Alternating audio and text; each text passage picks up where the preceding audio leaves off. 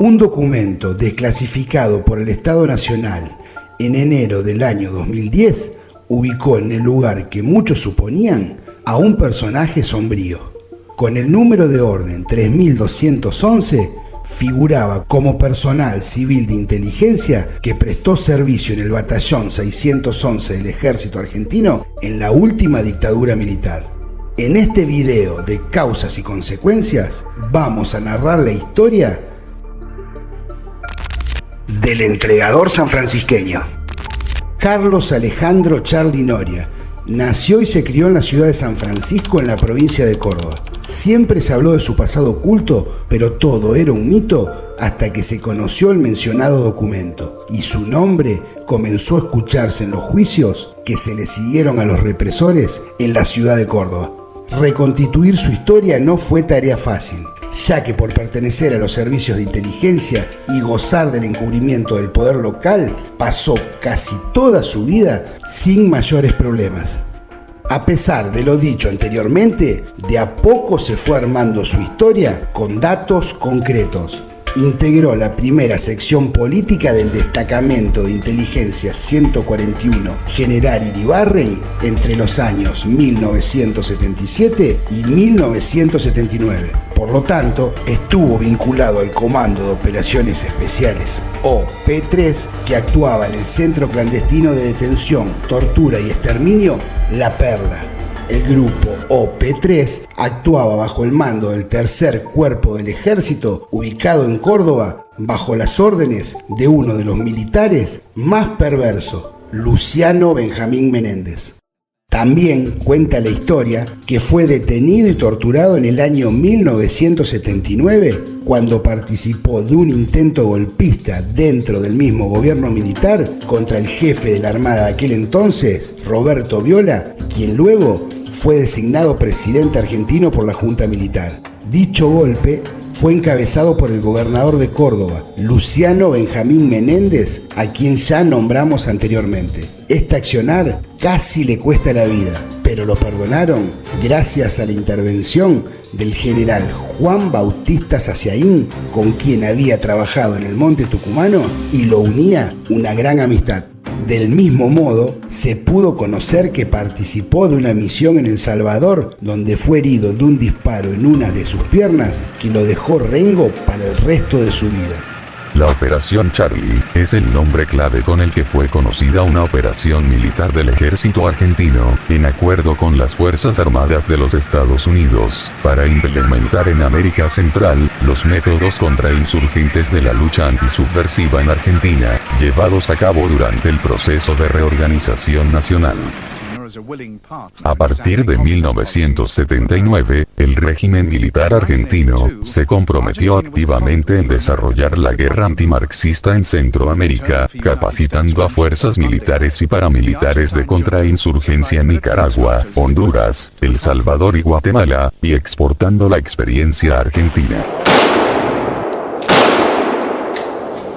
La pieza central del plan de Reagan para América Central fue el pacto con la Junta Militar Argentina. Leslie Gelb, periodista del New York Times, explica: por el pacto, la Argentina sería responsable, con fondos de inteligencia estadounidenses, de atacar el flujo de pertrechos que iban a través de Nicaragua, a El Salvador y Guatemala. Las actividades encubiertas fueron distribuidas de acuerdo al siguiente esquema. Estados Unidos aportaba el dinero y el equipo necesario. Argentina enviaba instructores con experiencia en la guerra antimarxista propia. Y Honduras permitía el uso de su territorio para entrenamiento de los contras y las bases de ataque a Nicaragua. El nombre en código utilizado fue Operación Charly. Así continuó con sus labores de servicio de inteligencia hasta el final de la dictadura militar, encubierto tras la fachada de una distribuidora de vinos que tenía en San Francisco.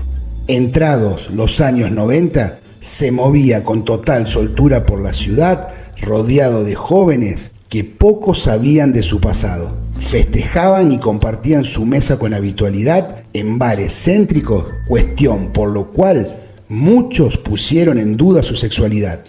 Su vida pública no se vio afectada y durante gran parte de su existencia gozó de respeto, muchas veces obligado, ¿se entiende?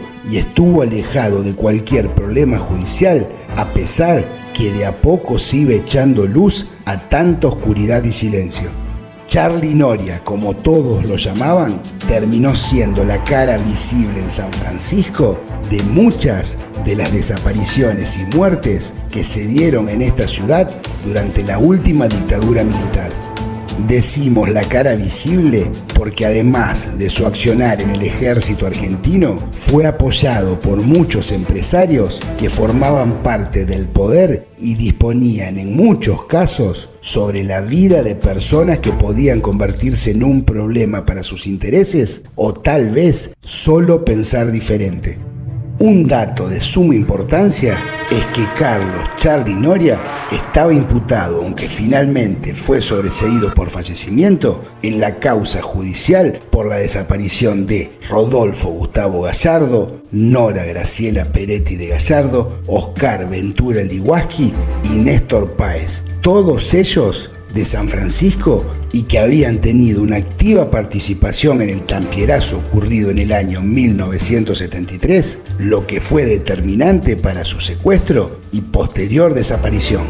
Noria estaba sindicado como entregador y por haber realizado tareas de inteligencia. Además, tenía relación de familia con el diario local La Voz de San Justo, que cuando ocurrió el tampierazo se vio afectado por la movilización, siendo la casa del director del diario en ese entonces, doctor Joaquín Gregorio Martínez, destruida y posteriormente prendida a fuego por los manifestantes. La agresión a la casa de Martínez habría estado relacionada con que éste habría sido abogado de los Tampieri, quienes adeudaban a los trabajadores 4 quincenas de sus haberes. En dicha protesta terminó muerto un joven de 16 años, producto de un disparo de arma de fuego que nunca fue esclarecido. En ese mismo juicio, donde se condenó a los responsables de la desaparición de Gallardo, Peretti, Liwaski y Páez, salió a la luz cómo operaba el poder en San Francisco. Al poco tiempo que los militares tomaron el poder, un editorial del diario local pedía a viva voz que los militares tomen represalias contra quienes habían participado del tampierazo y los desmanes en la casa del director del diario ocurridos casi 3 años antes. Al poco tiempo de dicha editorial, tuvo lugar el operativo de secuestro y desaparición de estas personas. Otro dato, Noria era sobrino del director del diario y su madre una de las propietarias de ese medio. En el año 2008, Diario El Tiempo tuvo un breve contacto con Noria, donde se le consultó por su participación en estos hechos y su respuesta fue escueta. Siempre fui jefe yo, dijo, y se excusó de seguir hablando porque se iba a las manifestaciones que realizaba el campo, producto de la ley 125 que se pretendía sancionar y que originó cortes de ruta en todo el país.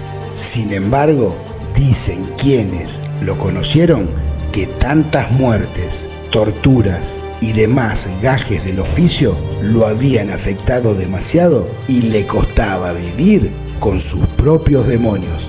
Finalmente encontró la muerte el 5 de marzo de 2013 a la edad de 63 años, sin ser juzgado jamás por la ayuda y protección de diferentes sectores sociales, los cuales podían quedar expuestos si contaba algo de todo lo que sabía.